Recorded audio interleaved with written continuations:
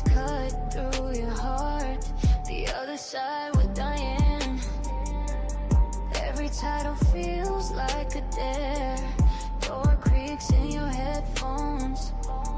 Feels like something's already there. Welcome to the night shift, where the shadows talk in detail.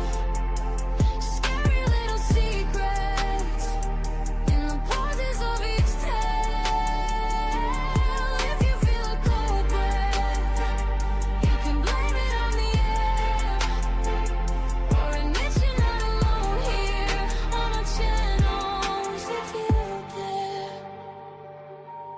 Real talk with Diane and Gabriella. Yeah, we laugh so we don't scream. She's got theories about the ghosts, eating snacks behind your screen. If your lights keep flicking, it's your spirits trying to vibe. If your ex keeps texting, it's a demon in their mind. For real. Welcome to the night shift, where the shadows talk in detail. Scary little secrets in the pauses of each tale. If you feel a cold breath, you can blame it on the air, or admit you're not alone here on our channels if you dare. We scroll past, but the title keeps calling your name. You laugh at Gabriella, then something moves off frame. Diane says, did you hear that? And your room goes still and thin. You can click away from YouTube, but the stories still sink in. Welcome to the night shift, where the shadows talk in detail. Scary little secrets in the pauses of each tale. If you feel a cold breath, you can blame it on the air, but you click play with Diane, so the other side is here to share. One more clip, one more case, you swear you're done. Yeah, right. Real talk turns unreal when the hallway starts to hum. Let the comments keep you company till the sunrise breaks the spell. Hit subscribe, stay in the circle. We'll keep your nightmares fed so well.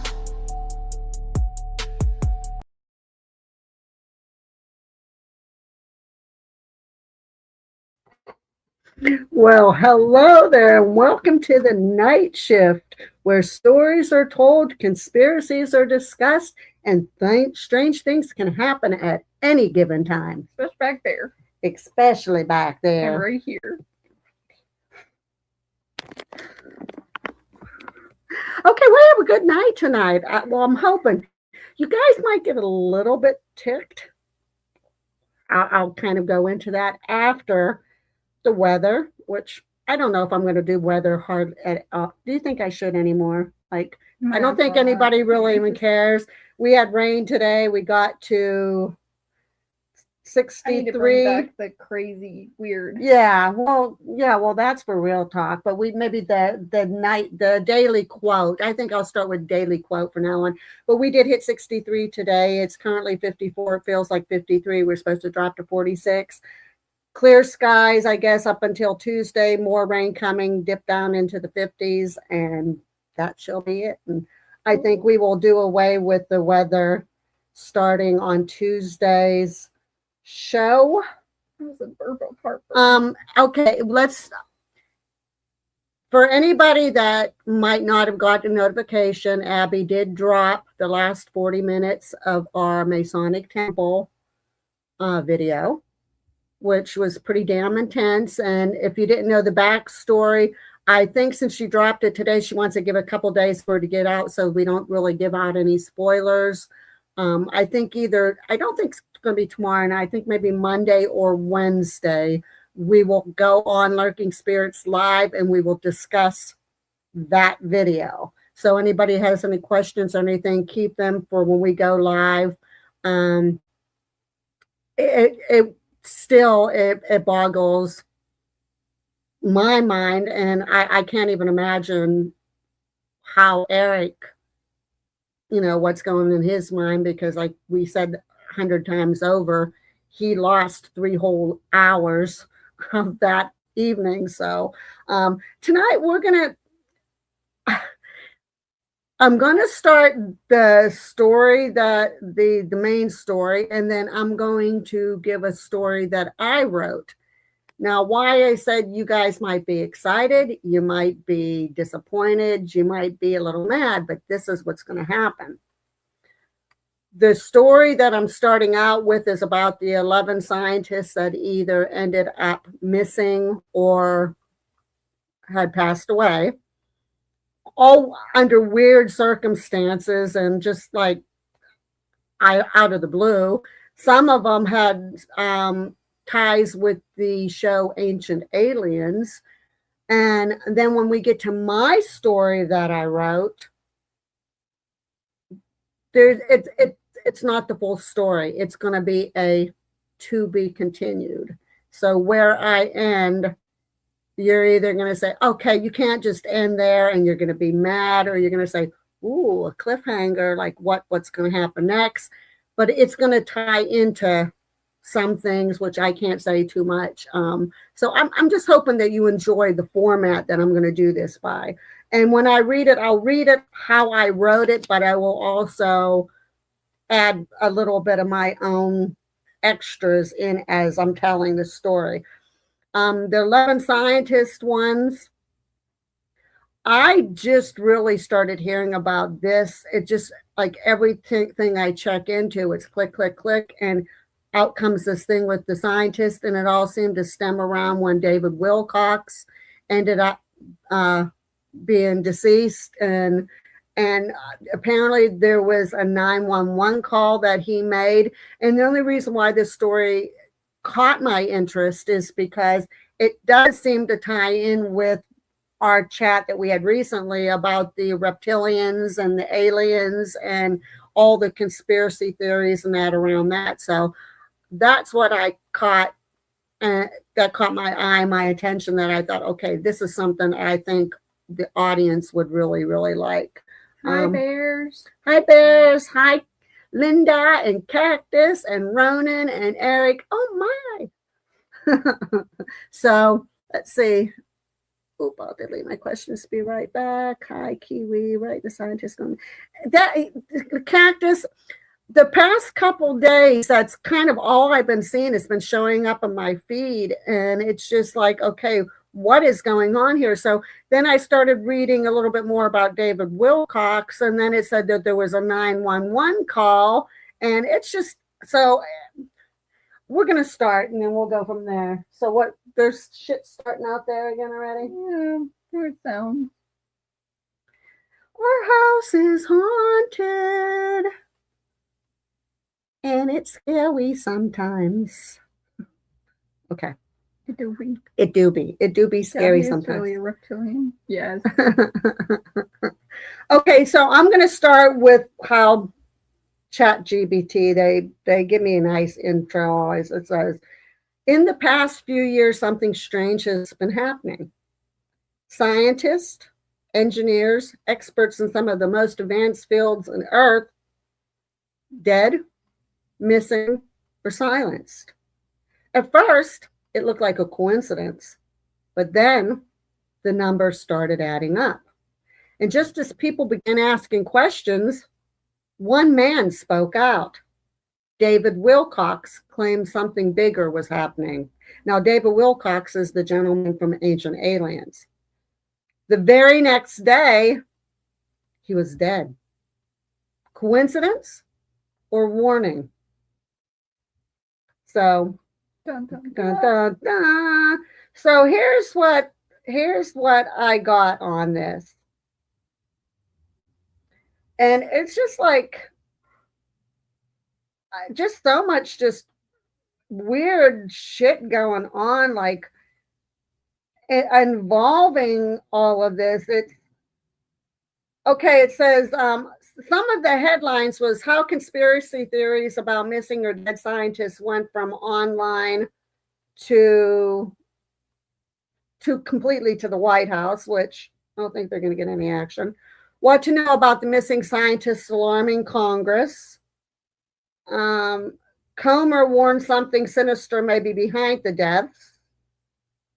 But like this has been making headlines, and it seems like this wave, this missing dead scientist wave, has been going predominantly between like 2022 and this current year.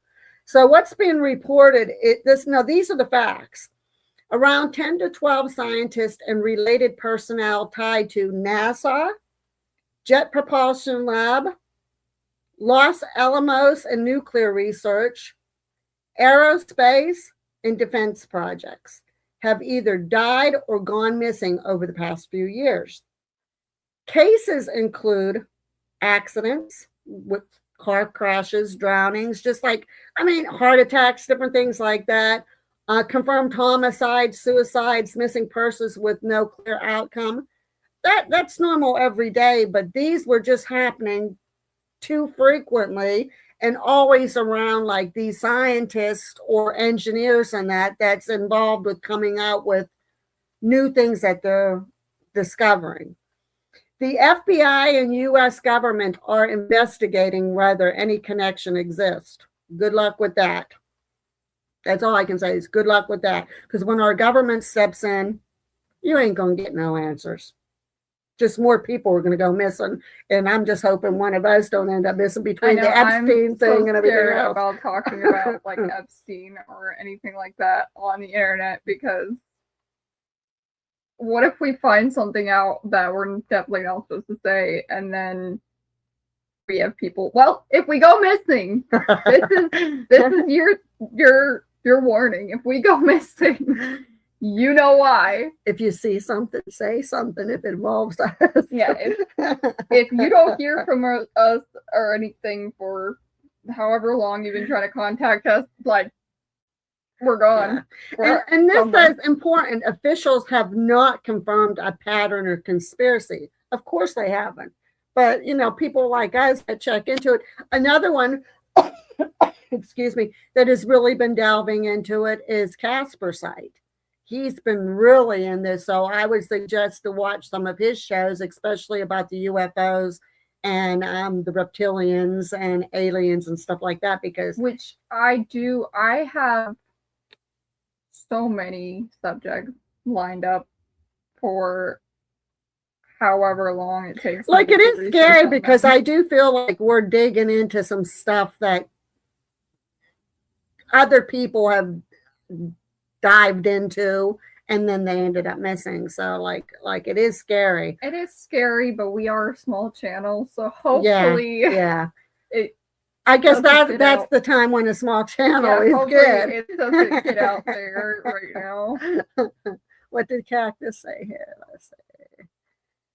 If y'all go missing, Kiwi will go interrogate that Palm Beach bleep guy. Yeah. Gabriella showed me some more stuff on him today. It just like it's never ending with him, and the stuff just gets creepier and creepier and creepier around him. I'm gonna have a little thing at the very end too. Some people like, well, maybe, I don't know. Too many movies to start like this if we go missing. Yeah, exactly. You know why? Excuse me, guys. I got this damn cough that will not go away. And yes, Bears, I am tired. I feel like absolute shit today. But I'm here. Yeah. Oh. This might not be one of the longer shows because by the time I'm done with this and this, we might call it an early night because I am running pretty close to my time out on StreamYard. So, but I'm hoping that you guys will enjoy the show. For those of you who haven't watched our last 40 minutes, please watch it.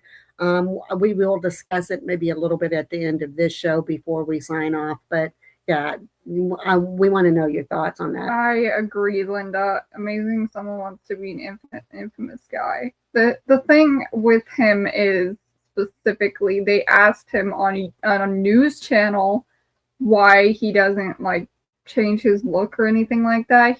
They're like, "Are you just embracing it?" And he's like, "I'm just a more handsome version of Epstein."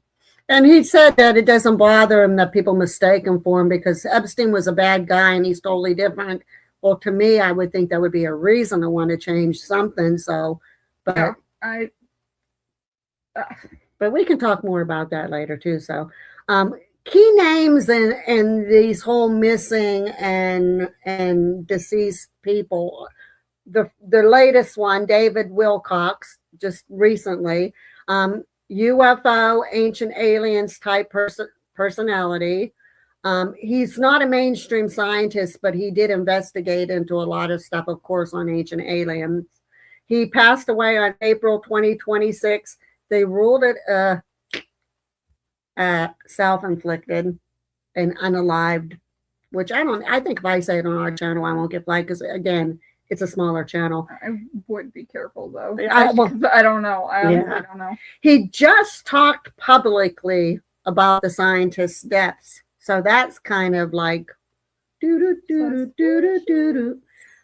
timing and what sent conspiracy theories into this timing sent conspiracy theorists into overdrive. So that in itself, like the whole circumstances around his death is very, very odd. William Neal McCaslin, he's been reported missing. He's a former Air Force research leader. He just disappeared suddenly, and his case is often treated as the center of conspiracy narrative. So, Air Force research leader, come on. Other common cited cases are Monica Riza, which is linked with NASA. She vanished during a hike. The Men in Black are coming for us all. If I see somebody showing up the door, we go into hiding. Melissa Cassius disappeared and devices all wiped clean. Jason Thomas, he was found deceased months after going missing. Frank Mywald, he was another NASA researcher and had an unexplained death. Nuno Loureiro, he was an MIT physicist, killed with identified suspect. I don't know what that's supposed to mean. But I do have another list. I don't know if those same names are going to be on there, but I do have another list too. Why people think it's a conspiracy. These cases check all the boxes that trigger conspiracy thinking. 1, sensitive work, nuclear tech, space propulsion, defense, and classified research. 2, pattern illusion, multiple cases grouped together, all feeling connected, and even if spread over years, not weeks. And this has been, especially lately, a lot of connect the dots, whoa. Suspicious. Yeah.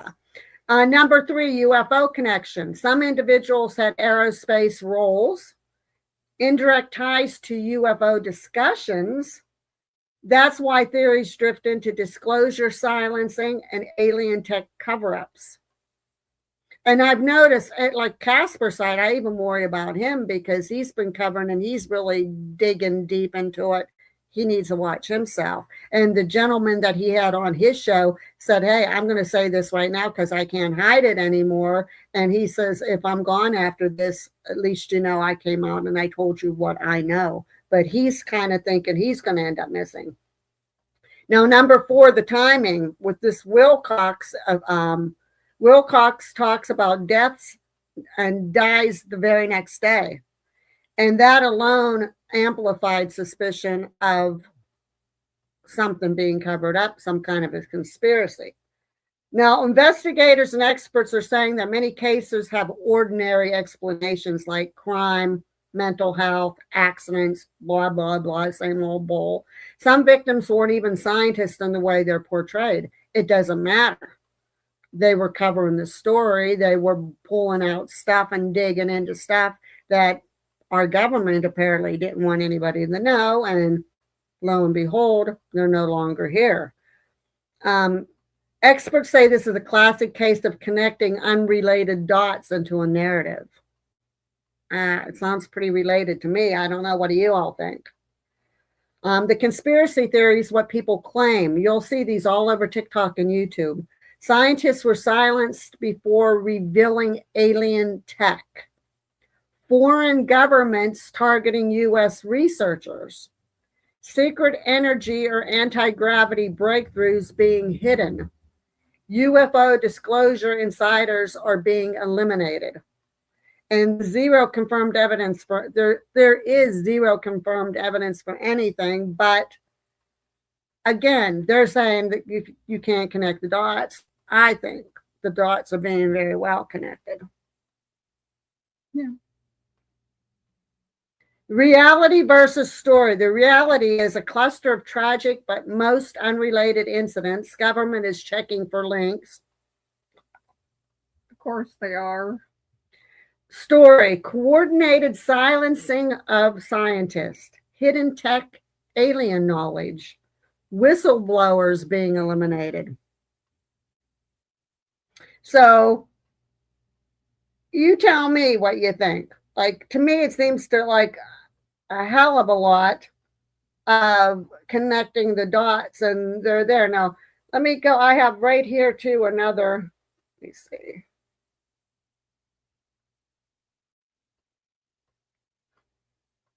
Hopefully it's okay. Okay, now this was from Ancient Aliens. It says, why are so many people from Ancient Aliens TV show dying? Coincidence or something bigger? Over the years, the popular TV series Ancient Aliens has captured millions of viewers with its bold theories about extraterrestrial influence on human history. Of course, recently, fans started asking a lot of questions. And it just seems to be a lot of these figures are connected to the show, that are connected to the show, have disappeared or something has happened to them. They seem to have passed away like in a relatively short span or disappeared. Something happened to them.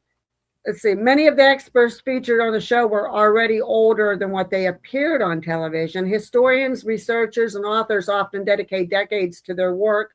So it's natural that over time some will pass away due to age-related disease or causes. But when you look at the timeline, the number of deaths may not be unusual. It may simply feel that way because the show was loyal and attentive. However, the mystery-loving community isn't buying it. Some viewers speculate that these individuals have known too much, perhaps uncovering secrets about ancient civilizations, extraterrestrial encounters, or hidden truths that challenge mainstream history. Now, this line of thinking fuels theories ranging from quiet silencing or unexplained circumstances, even though there's no verified evidence to support it. Another factor is human nature perception. When multiple events occur within a shared context, like several contributors from the same show passing away, our brains tend to connect the dots, even if there's no pattern. So this is known as pattern-seeking behavior, and it can make coincidence feel like something far more significant. But if it's one or two, I would connect the dots and say, yeah, that's coincidence. But when it's 3, 4, 5, and they're saying 11 different people, and several of them were tied in or had some type of tie with the Ancient Alien show, that's a little bit more than coincidence, I think. It says, in the end, while the idea of a hidden story behind these deaths is intriguing, the most likely explanation remains grounded in reality. Still, the mystery continues to spark curiosity. Now, I have one more, and it actually, here's the thing that really caught me and my eye. It says, this is also from Ancient Aliens, and it says the 911 call emerging the last 18 minutes of Dave Wilcox's life. And he kept on saying in that 911 call, I have to leave. I have to leave. Now, mind you, they ruled his death an unaliving of himself. But if he's saying, I have to leave, and the way they said it, I'm going to read it verbatim, which I don't know because we're doing a a critique on it, a review on it, so I don't think I'll get in trouble, but I'm going to read it. You won't get in trouble. We're reacting Yeah. to it. If you were just reading it and there was no reacting, like we need to pause in the middle of it and react to it. Right. It says the audio begins with a faint tremor, barely noticeable at first, but enough to raise concern. So he's calling 911, and right off the bat, they're saying the way the audio was in his voice. It says a voice strained and uneven breaks through the silence.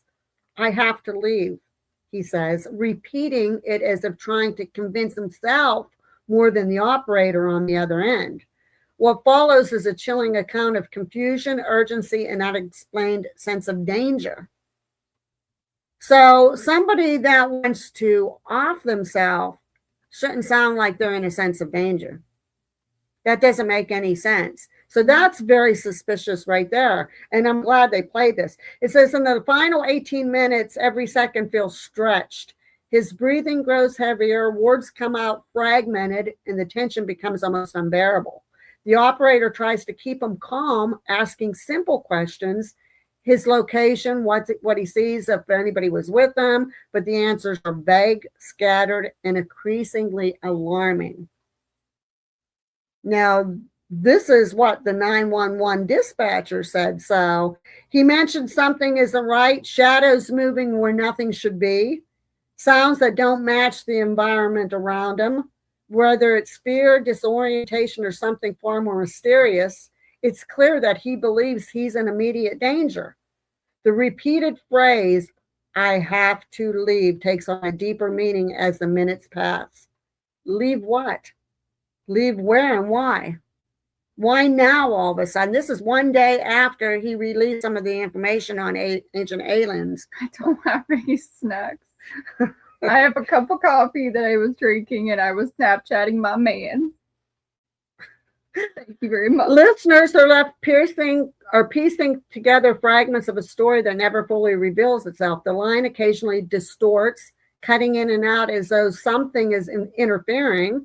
At one point, there's a pause long enough to feel like the call might have ended, but then he returns, whispering this time, as if he doesn't want to be heard. Now, if he's getting ready to do what they claim he did, why would he be whispering? He could be yelling and screaming in the phone. Nobody's there, so why would he feel? Unless he had mental health issues and was on drugs or something. But as far as everybody knows, he wasn't. This was the day after he did that show. Did they say how he unalived himself? No, I don't know.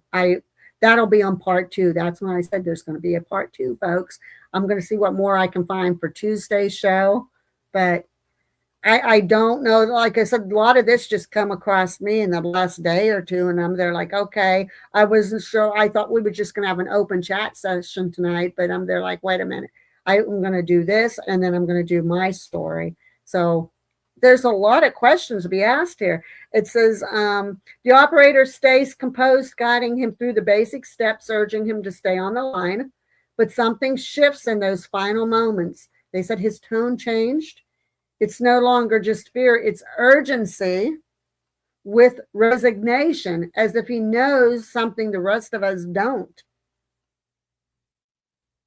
So even like, that doesn't sound like somebody that wants to end it all.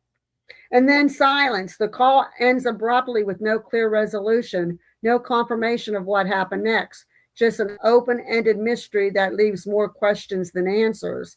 Was it a moment of panic, a medical emergency, or something that defies simple explanation?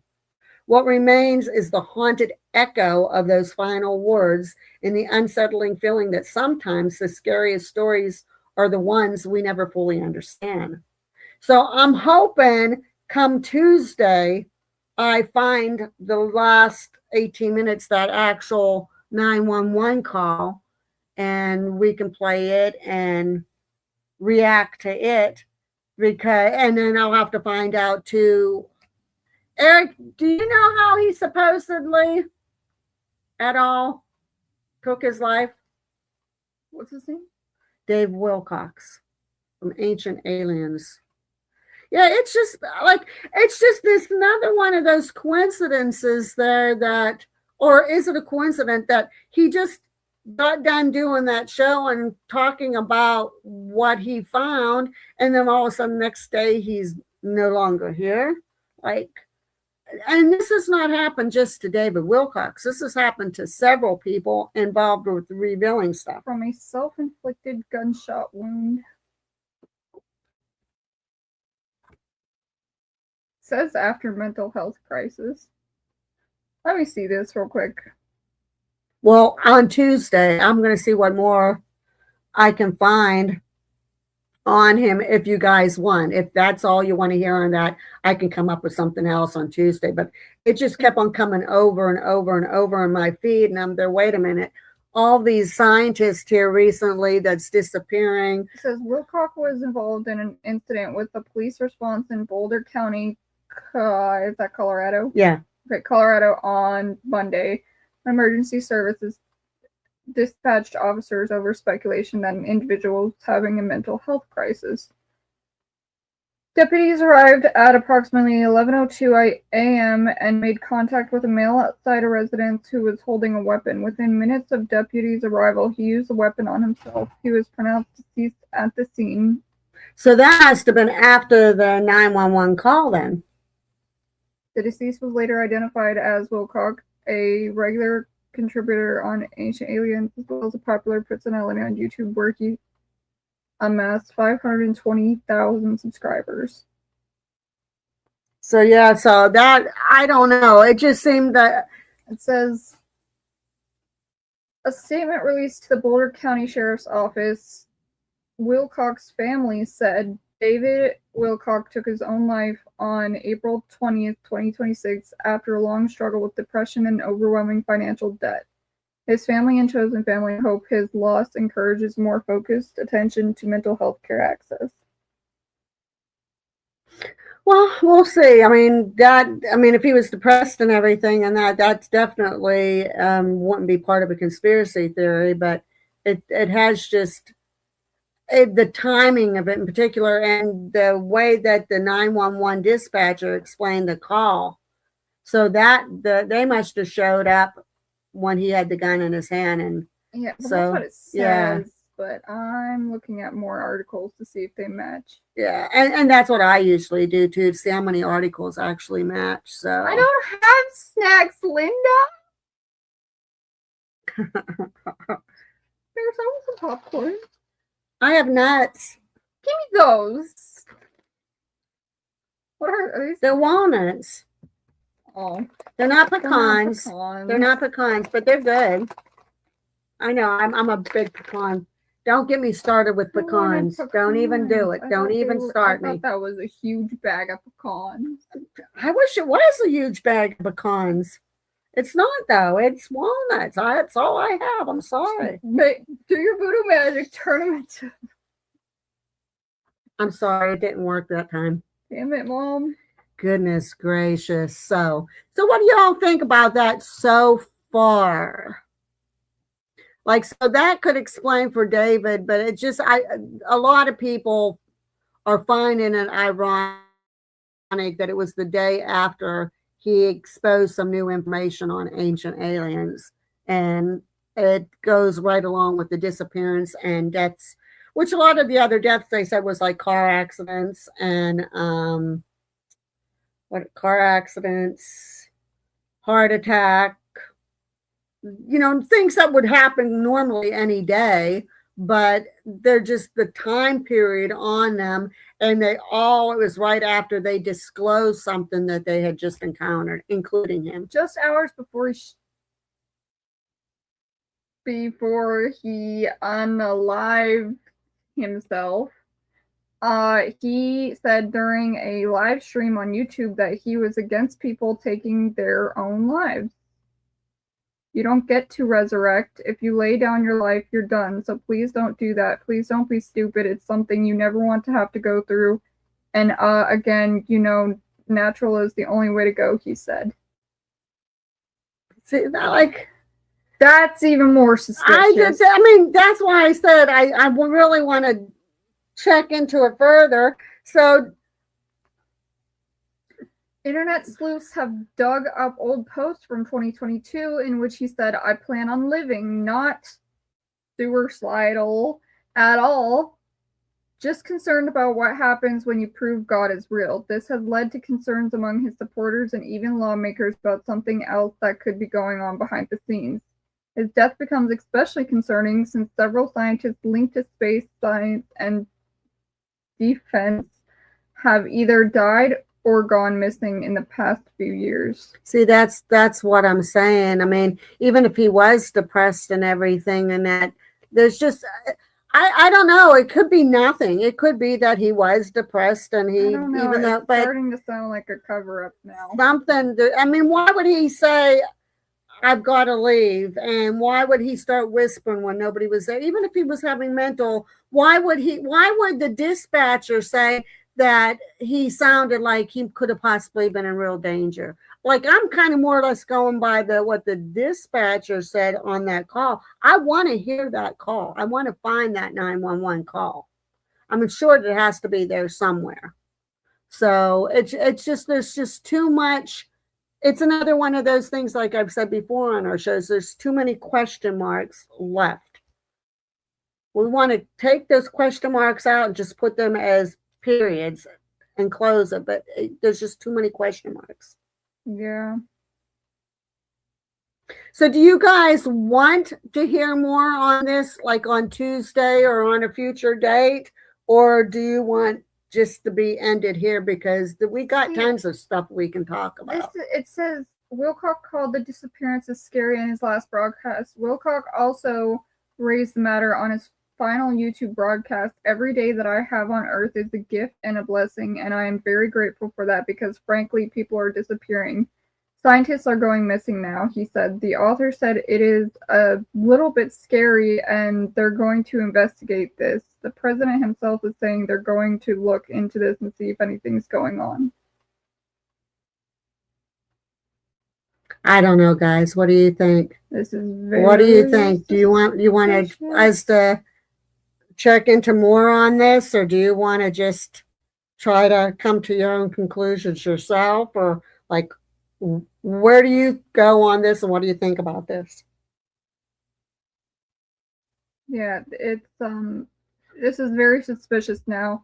Had I not known and read that article about him having a final broadcast on YouTube where he literally said that he appreciates his life and everything, even if he was having a mental breakdown, that would have to be a pretty quick breakdown from the time that he ended that stream to the time that he supposedly deleted himself. And then take in mind, too, that this was right after he released on Ancient Aliens whatever he uncovered. I might have to try to find that Ancient Alien episode and watch it and see exactly what all came out on that.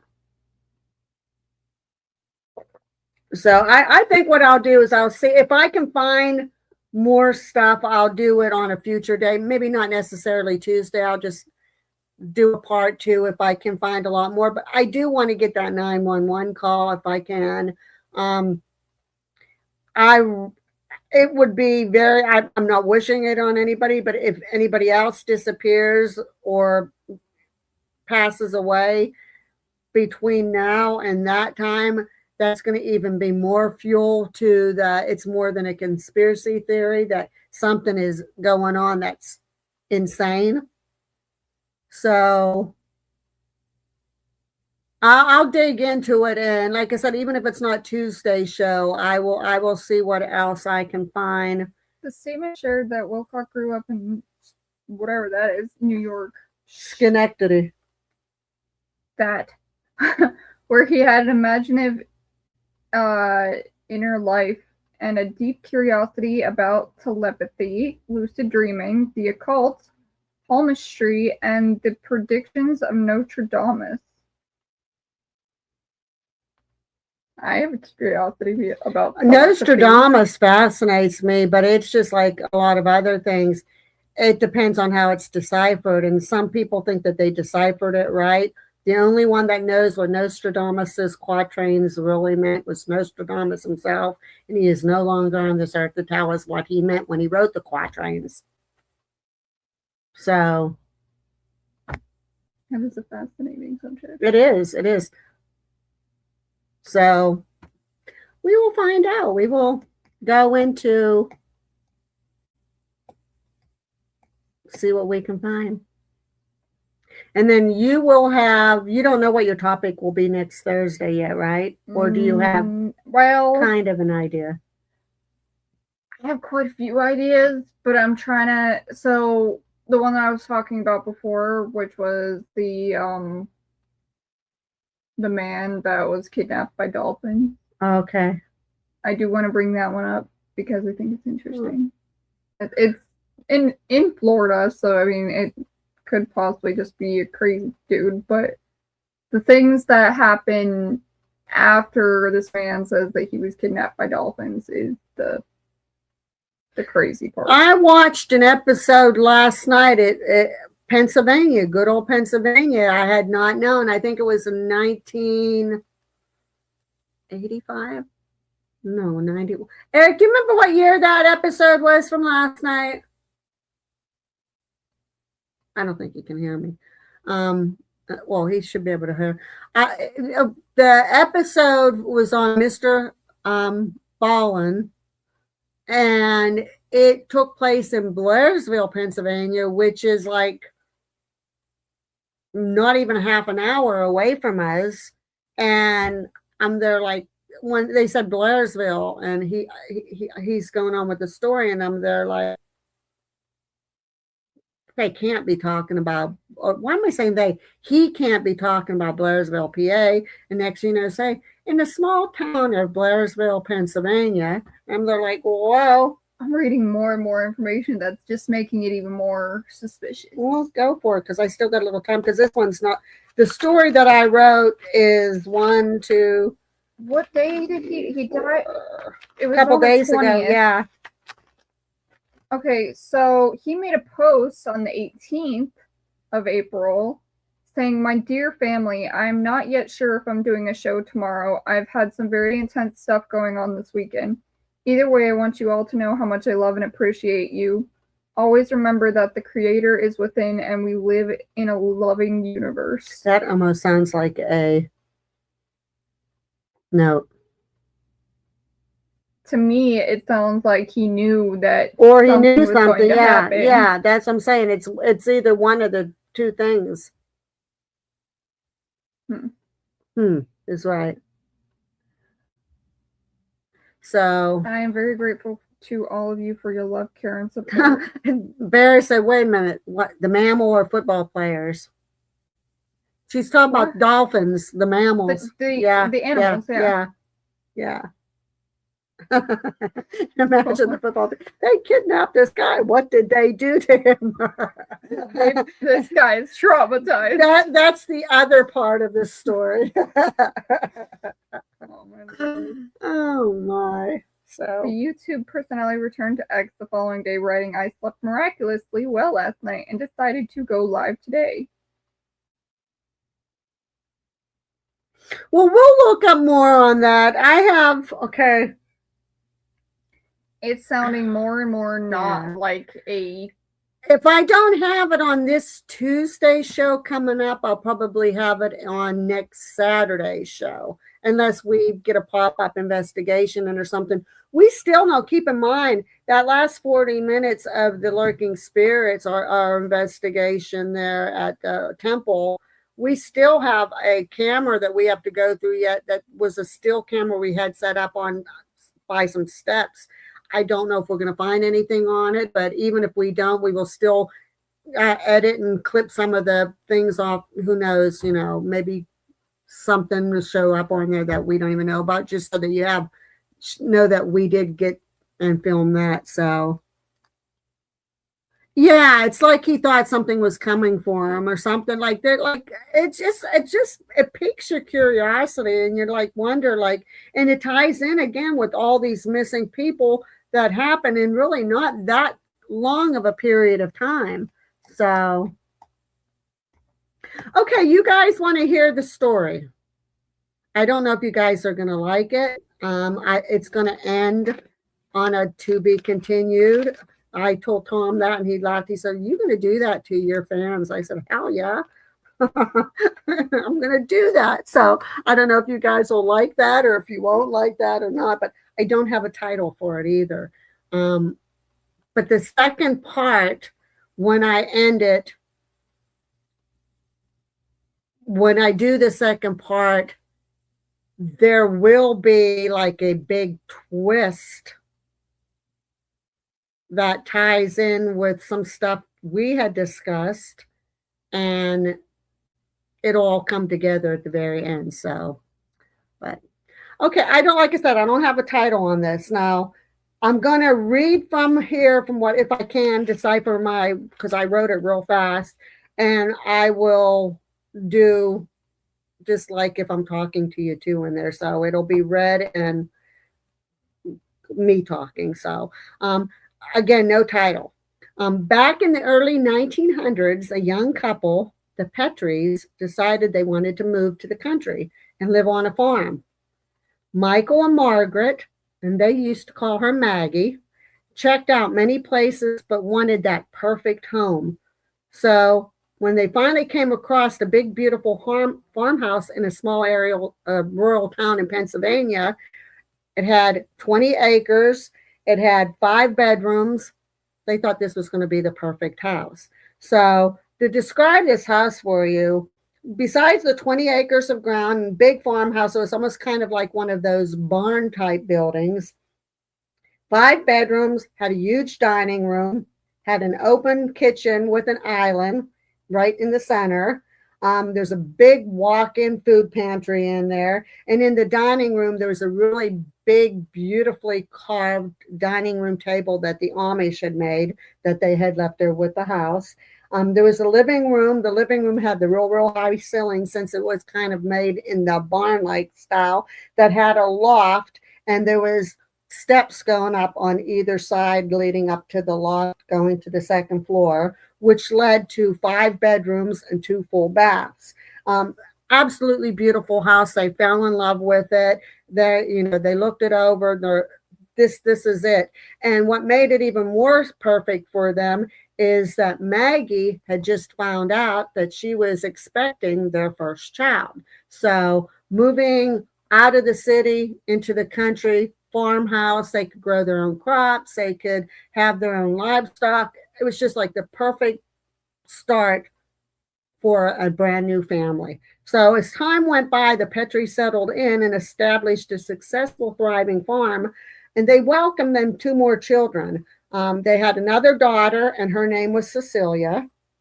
The first daughter that they had was Cecilia. Then they welcomed another daughter, and her name was Penelope, and they ended up calling her Penny for short. And then they welcomed a son, Michael Jr., which they called him Little Mikey. So everything was going perfect for them. What they liked about it is that they had the opportunity to grow their own food.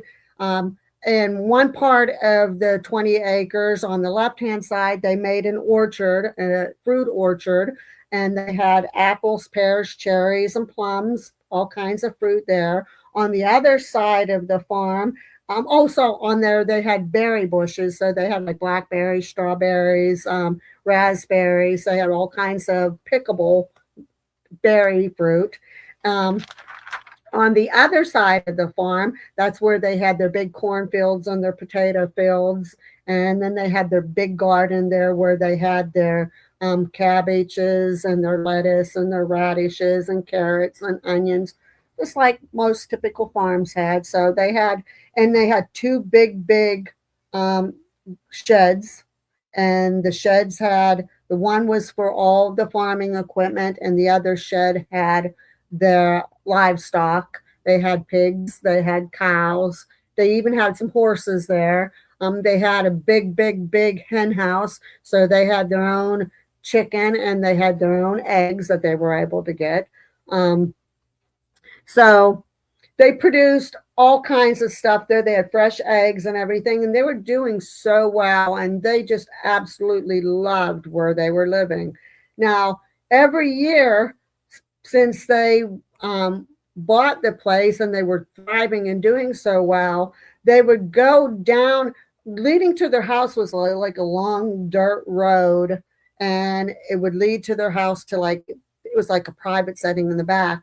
But every year they would gather up a lot of their product and they would go and travel down about 15 miles down this long road and everything to alongside the roadside, and they would set up like little sheds, whatever you want to call them, and tables and stands, and they would have like a little fruit market.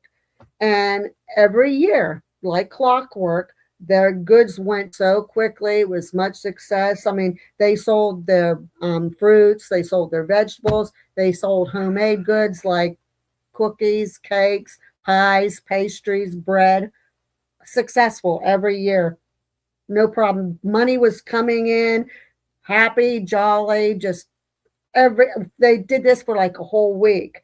So after that week of the farmers market there alongside the road, which it would catch the travelers as they was going, as at the end of the week with all the success, they would always have a big celebration.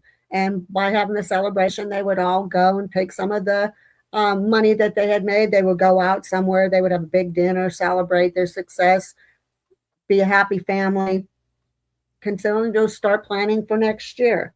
So they would return home then after their celebration. Now, in the front of the house, they had this big porch, but it wasn't just in front of the house. It was a wraparound porch. And they would like to go out there after the celebration and sit on their porch, just look at the view, their nice, big, beautiful yard. I'd love to have a house. Yeah. Oh my goodness. It's a dream house to me.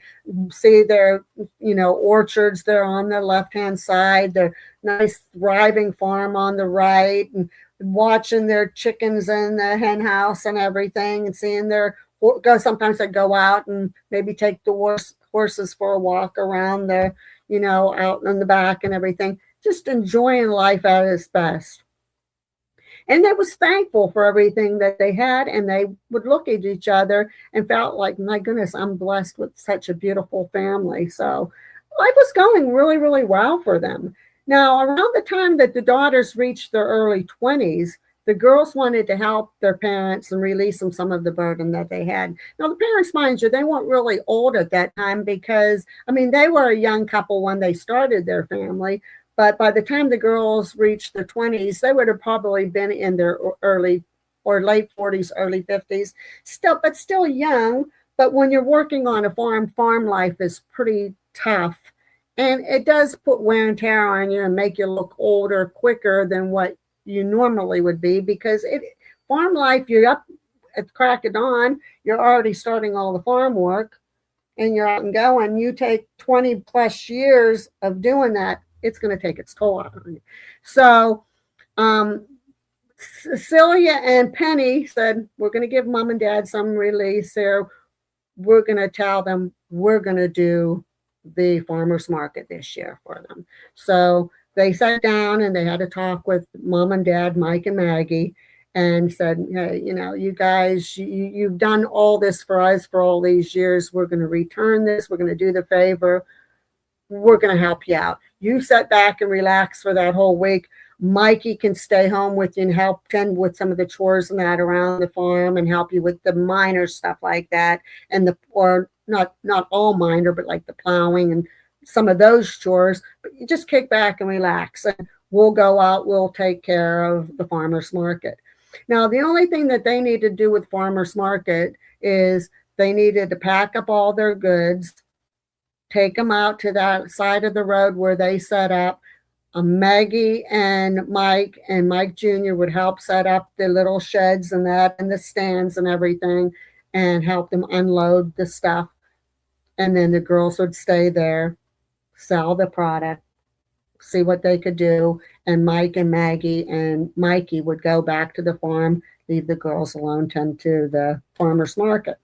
So everything looked really, really, really good for them. And Mikey, the girls kind of thought at first maybe he would be a little disappointed because he wasn't going along with them, because he enjoyed selling this stuff at the market too. But he was just as happy to finally help his mom and dad out even more, give them time to relax. So staying home for him was not a big deal. So the family continued to work on the farm, and they were preparing for the annual market that year. And since the daughters were taking over all the responsibility, Mike and Maggie started getting a little nervous, like, hey, my girls are old enough and everything and that, but we're usually there helping.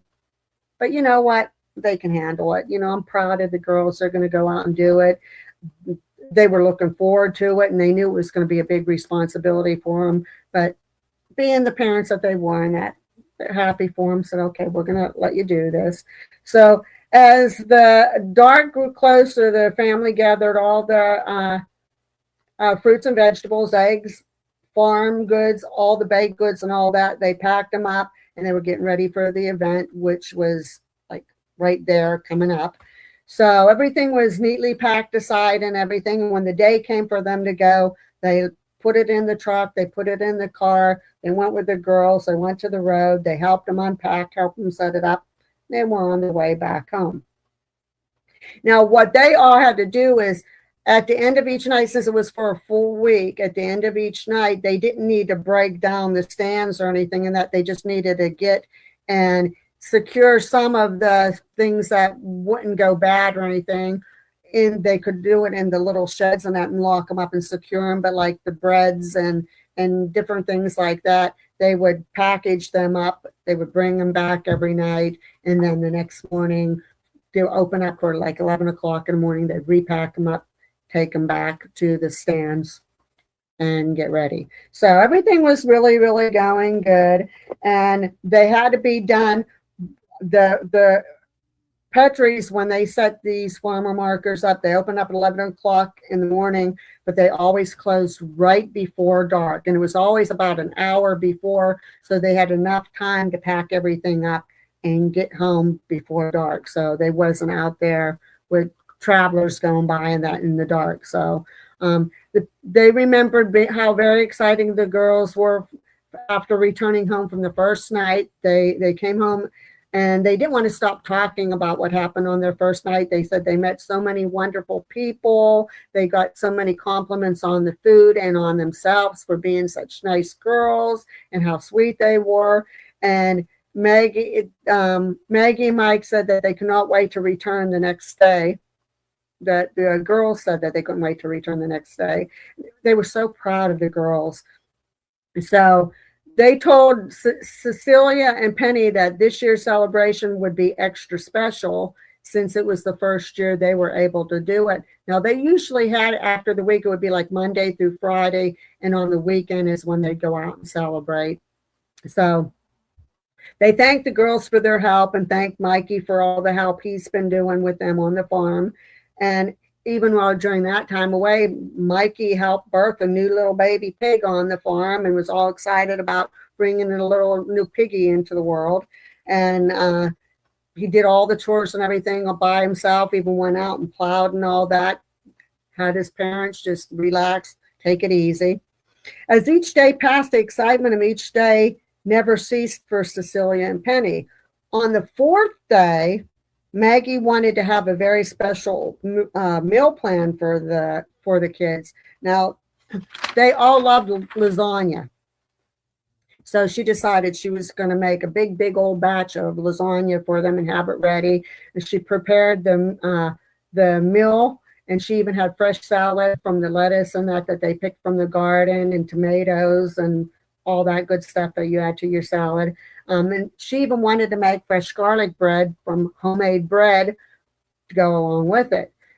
So they kept their eye out for the girls to come home. And like I said, this is the fourth night now on their first week of amazing success so far. And they knew that they had to be home before dark, before sunset. And so the mother prepared the meal, waiting for them to come home. She was getting all excited because she knew the girls would be pulling in here soon because the sun was getting ready to set. And everything was going as it usually did. Now, sunset finally came, and the girls weren't home yet. What? Cactus said, lasagna. Yeah. And Linda Homemade said, lasagna, garlic yeah. bread. And you know, when good farmers make their meals, especially like their salads and their foods like that, usually you can't homemade bread, homemade garlic bread. Now, when sunset came and the girls didn't come home, they didn't want to be overprotective parents, and they didn't really want to worry, but so they didn't really kind of get too worried or anything yet. But as an hour passed and 2 hours passed and the girls still weren't home, they started getting concerned. Maggie was really getting upset. Even Mikey, he was, you know, like, where's my sisters at? What's going on here? So they hurried up, and after the second hour passed, they got into their big old truck that they had outside, and they headed towards where the marketplace was to see what the holdup is. Now, some of you might say, well, why didn't they just call and check up on the girls? Well, you figure this took place in the 1900s, early 1900s. They moved to the farm when they were very young, and the girls are young, so that would even have taken it back to like maybe the 1940s, 50s. A lot of people still didn't have phones yet. When you're in rural area like farmland, even landlines and that would have been hard to get phone lines. So you probably had to go local Most stores or farmers, whatever. people Just like that don't even Yeah, have phones. yeah. So they didn't have that capability of calling and checking up on their daughters like we have that privilege today.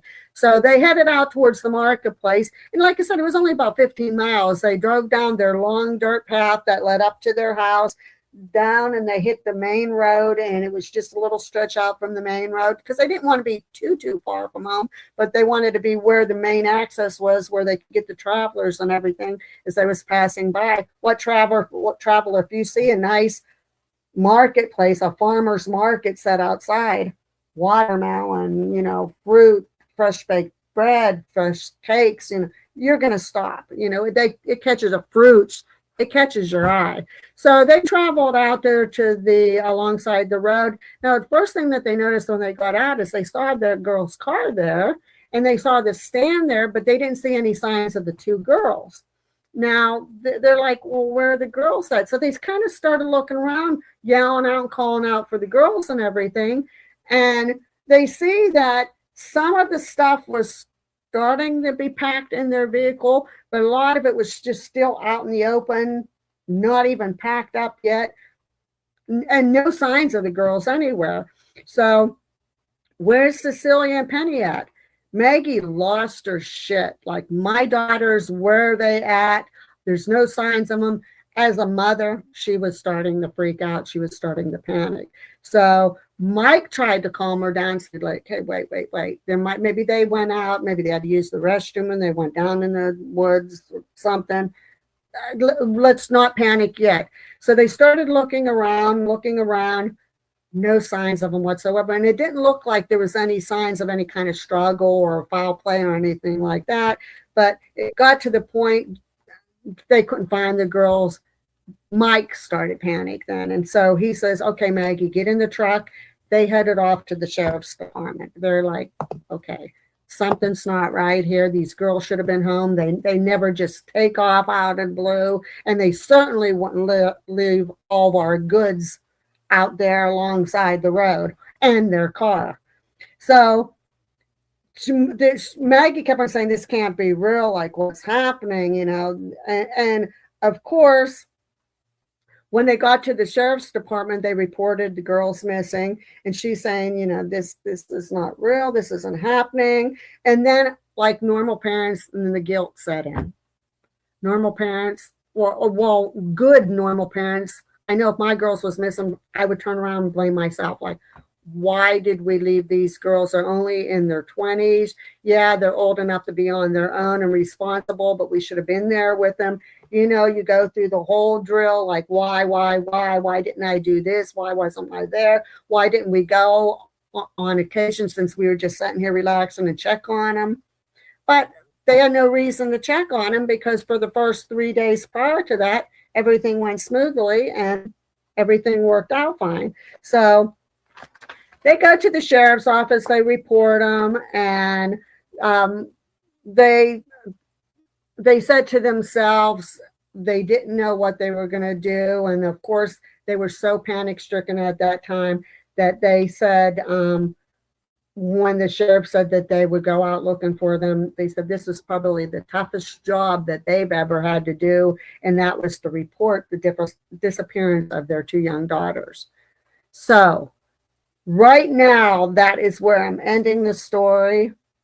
And I know you guys are saying, what the? That's where I'm ending it, because what goes next after this will tie into something Gabrielle and I have talked about before, and it ties in with a couple other things.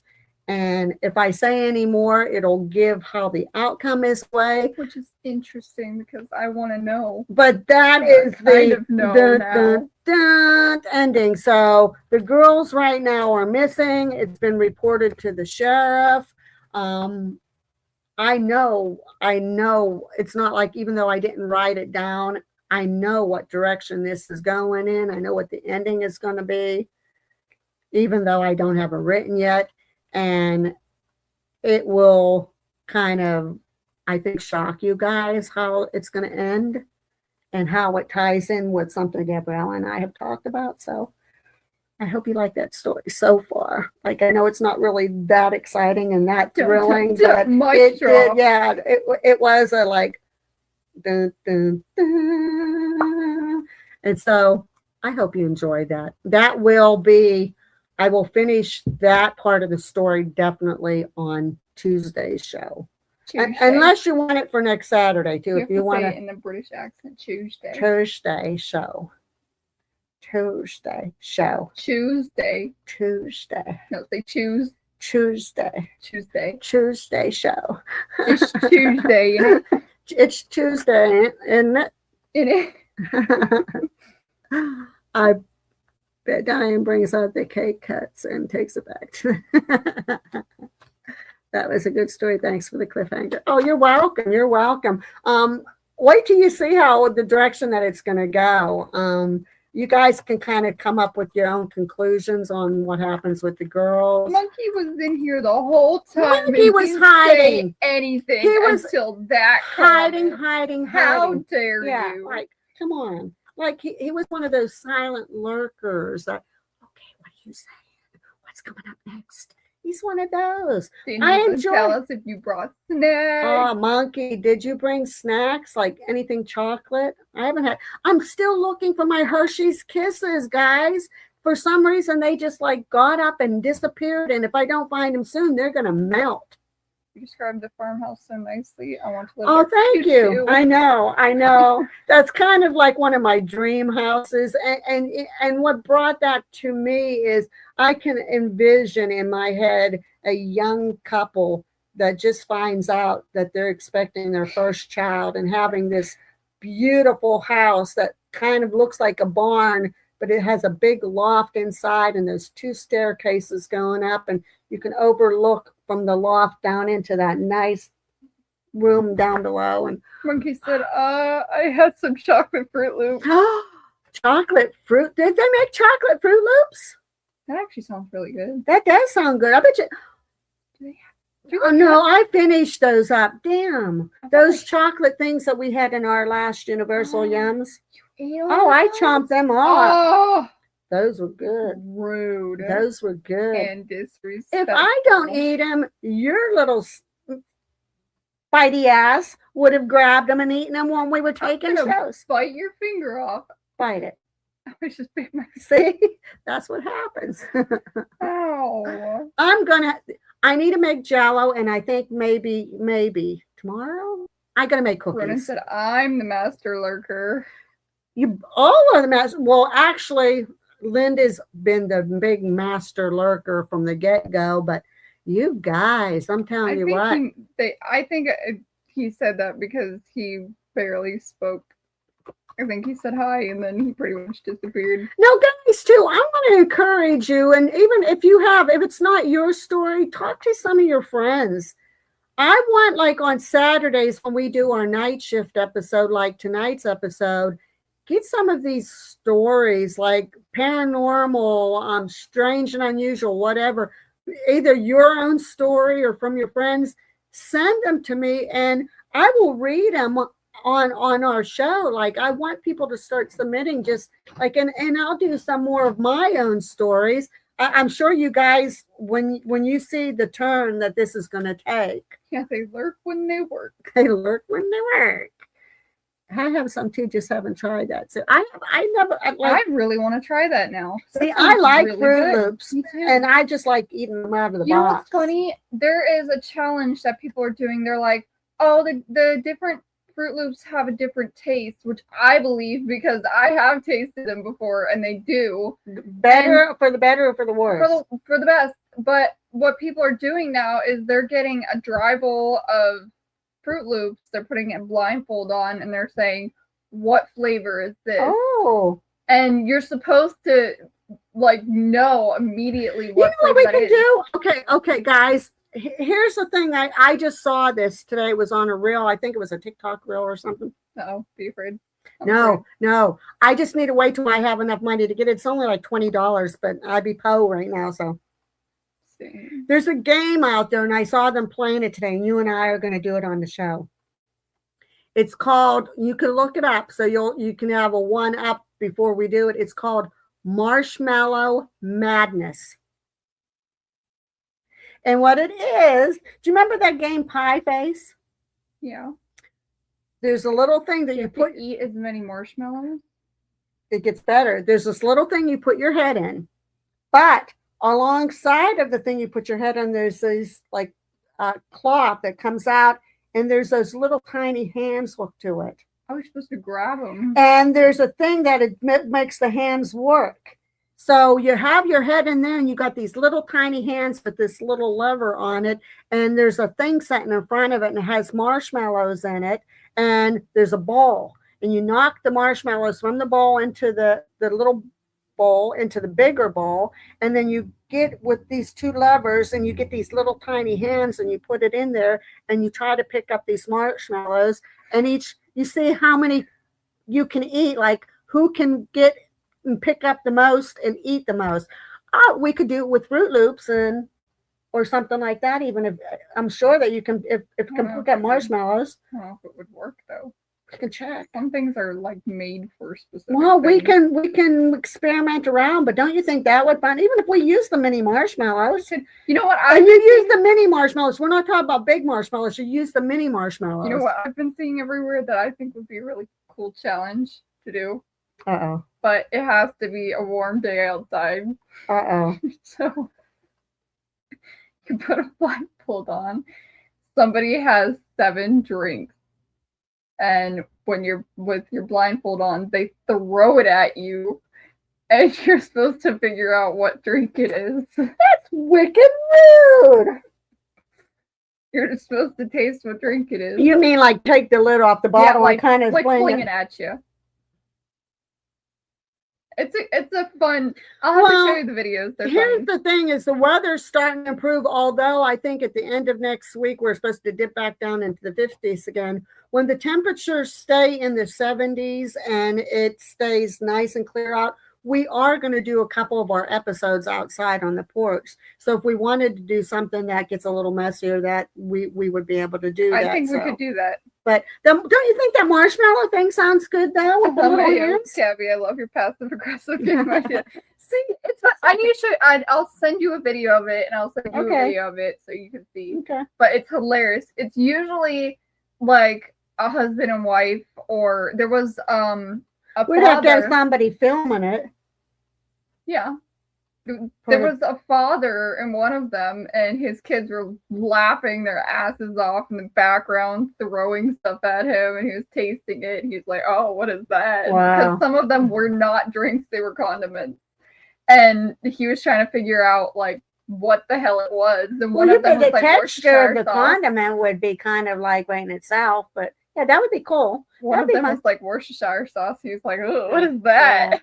Yeah, we can do that. Once the weather gets better, we can do that. But what do you think about the marshmallow game? Doesn't that sound like good fun though? I saw the married couple doing it on there, and they're laughing because she was doing it pretty good at first and getting them, picking up the marshmallows and getting them in. Then all of a sudden she couldn't pick anything up. And he says, ah, ha, ha, you making fun of me. Look at this. And then he tried again and he couldn't get the hands and little fingers because the hands have little fingers that goes like this that reaches down and you have to use that. Oh my God. Yeah, so That should be interesting. yeah, Coke Splash is different. Yeah, see, I mean, It does, but and you could feel the carbonation, but you'd have to figure out what type of soda it is. well, you figure soda's gonna splash different than juice probably because and of the you would carbonation. probably hear the cap opening or something Yeah. like that, but you would still have to figure out what kind of like juice it. But like, then if you have get to, something like ketchup or mustard you or have something, to name specifically what it is. Like when they toss it at you, if you just say soda, that's not It has good. You to be have like to say like, oh, it's mellow cherry Coke yellow. or Mellow yeah, yellow. or mellow yellow. Okay, well, that sounds good. We're at the 1:15. I hope you guys like the topics tonight. Do you want the rest of this story on Tuesday, or do you want me to hold off until next Saturday's night shift? Tuesday. Tuesday. Tuesday. There we go. Tuesday. Tuesday. Tuesday. Tuesday. It's Tuesday, isn't it? My cup of tea. No Okay. Coke, Pepsi. Yeah, there you go. Coke. SNL skit. Right? Cheaps. Coke.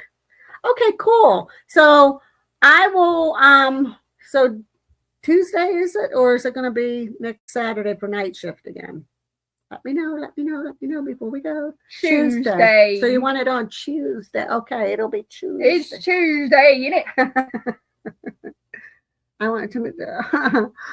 I'll see if I can draw it I up could for try you. to do that. Yeah, I could. we'll see if we can draw it for you. And I want to What draw. do you want? Only the living room and the loft area, or do you want the kitchen area? Like, what all do you want? Because we might be good, but we might not be. I think he just means like the outside of it, like with the wraparound porch. It I would kind like of that. looks like a barn type house with the curved top, and it has this big old. And actually, there's two big old like bay windows in the front part of it. This big old double fancy door. Your life might not be worth living if you make us wait too much. You left us on a major cliffhanger. Well, I was hoping that you guys didn't get mad about that, and it was kind of like a dippy place to end it, like with just going to the sheriff's because the girls are missing. But there's a reason why I ended it that way, and when I do the rest of the story, you'll know why that reason is. Very strategic. Is. Well, look how I have a whole new version that I thought about for my Chippewa owl, but I didn't know if I should just do the final last version, or if you guys would want to hear that, or if you just wanted to let it go at the second one that I had, because sometimes too much is. The second one, that guy deserved everything. Well, it kind of even gets better in the final one. I forget what was his name. Alex. Alex deserved it. Yeah, the final one. Yeah. If you guys want to ever hear the final story, I can work on that too, and I can even do that one maybe next Saturday for night shift. But just let me know what's going. I will have that ready then on Tuesday for you, and we are at the 1:18. I don't know how much time we have left on this guy. I think Tuesday, I think my time starts all over again. So that's good. But Alex. But yeah, Alex was a real Bitch. He was a He bitch. was a bitch. Alex was a bitch. He's a big fat booger bitch. It was all set up. It even gets better though, believe me. Like my mind like really went that punk bitch, right? He's a punk bitch. I'm going to write a collection of those sometimes and just put it in, and I'll get all this collection, put it in a little book. I'll get somebody to try to publish it, and you guys will all get a free copy. Hi, Parasolo. Hey, I'm glad you kind of came on because I did check into the schoolhouse. I wanted us to get in. Remember, I told you I would check in to see if we could get in there. Tom, my husband, knows somebody that lives in northern Cambria, and they said they would look into it for us. Well, he said he don't think we're going to have any good luck getting in, because one of the reasons why they closed it down and moved all the students from the high school down to the middle school was because they said there was radon throughout the school. And they're like, okay, that doesn't make any sense to me, because if there's radon in the school, they've had that school in operation up until this past year. So why weren't they concerned about that before this past year? Unless they shut it down because of that. Yeah, but weren't they checking radon and all those things every year prior? I mean, they should have been. Yeah. But some schools don't do that, and they just wait until kids unfortunately get sick and then start looking at things. Radon or not, I still want to get in that building. Like, we can open up doors, open up. I don't. Are you crazy? No, I'm not crazy. You have bad lungs as it is. People, You're not going into a radon. People go to Chernobyl and investigate. Now that's insane. Masks. Well, we can put a mask on. I put a mask on. We'd probably need a hazmat suit. No, I'm not trusting it. But yeah, so Parasolo, I don't know, but I did ask a couple people that live in that area. I said, keep your ears and eyes open for places for us to investigate down there. And if we do get something, I will contact you, because I would love to investigate with us in that area, since you live around there. So, but regardless, I'm happy that you came on tonight, Parasolo. Thank you for joining. By the way, our last 40 minutes of our last investigation was on, in case you didn't know, if you wanted to check it out. Long story behind that. Keep your ears and eyes open for Abby to make the announcement when our live is going to be, so we can have that open discussion. Okay, people go in and out of that place to see. See, that's what I'm saying. I think I'm gonna contact Jim Whitehead. I don't think he's a police chief there anymore, but I think I'm gonna contact him and see maybe if there's a way he can get us in there, because they were using it right up until they moved out. Like this for school, they were using it right up until the end of last year, and then summer break, and then they're down at the new school. So in those 3 months' time, all of a sudden it's radon and dangerous. You can't go in. I mean, it could be if a science teacher didn't know what the fuck they were doing. Well, we're talking northern Cambria. They're a little town. So, but again, Parasolo, thank you for popping in. I really, really appreciate you showing up again. Guys, I hope you liked everything we discussed. Parasolo, what you missed, you can always go back and rewatch. But again, thank you so much. Thank all of you regulars. I love you guys so much. You guys are just the best. Our intro with the song now, I'm going to see if I can have Abby maybe get some pictures of me and Gabriella, some little clips from some of our shows, and put a little compilation together, so maybe we can have that with the song instead of that still thing. No big deal either way, because we keep on preaching and preaching and preaching that we're raw and uncut. And even that, I think, is a big, nice, welcoming beginning. So, however, that you guys are the judges, you're the fans, you're the ones that keep us on here going. So, oh, you're very, very welcome. And guys, please, please, please ask friends or yourself, send me some stories. I will read your story on it. And Gabriella will read your story online. We can even call Eric and he can read some of the stories.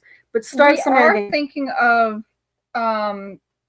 finding like Reddit stories and reading them. Yeah. Because we have seen some people do that, and it is interesting. Yeah. Because then you get the not only the story, but the comments behind it and what other people think and what you guys think. Linda said the green faces from Universal. She can get a bunch of clips like that and make and put it on there. Like that would be a nice take our freaking every single one of our thumbnails, because YouTube seems to like when our faces are like yeah, that last one I had to hurry up and change it. It was bad.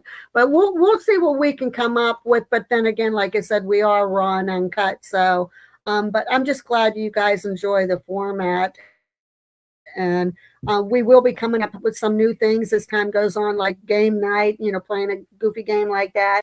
If we can get some of the Reddit stories, I am so encouraging you people, please send in stories. I want to hear some of the interesting things that you have going on or that your minds come up with. So I think I'm going to get you to play Roblox. oh dear God, help my soul. She's putting me in. I really want her to play something where you move your mouse and you also like press the keyboard. Parasola, the Liberty Theater in Nanny Glow, it is open for investigations, and I know the people over there, and we are supposed to go over. There's some time for an investigation, but I know they were having some issues over there for a little while with they weren't sure if they were even going to be open there for a while because of some issues with getting donations or getting sponsors or whatever to keep it open, something. But yeah, they are open. I will talk to them and see if I can, we can get over there too, because we are due to get over there. So, but just keep in touch. I'll see what I can find out maybe from Jim and see if we can still find a way to get in that school. I wish Old Miners Hospital was still up, because that would have been an interesting place. But just keep in touch. And guys, I'm calling it a night here because I'm just rattling on and on and on. Stay tuned for Tuesday's show. There'll be the second part of this, maybe some more on the David Wilcox story, The Missing Scientist. But until then, we'll catch you next time on the other side. I love you guys so much. Thank you for tuning in. Have a great evening, guys. Bye. Guys. We'll see you on Tuesday. Tuesday. I have to say it right. Tuesday. Tuesday. Love you guys.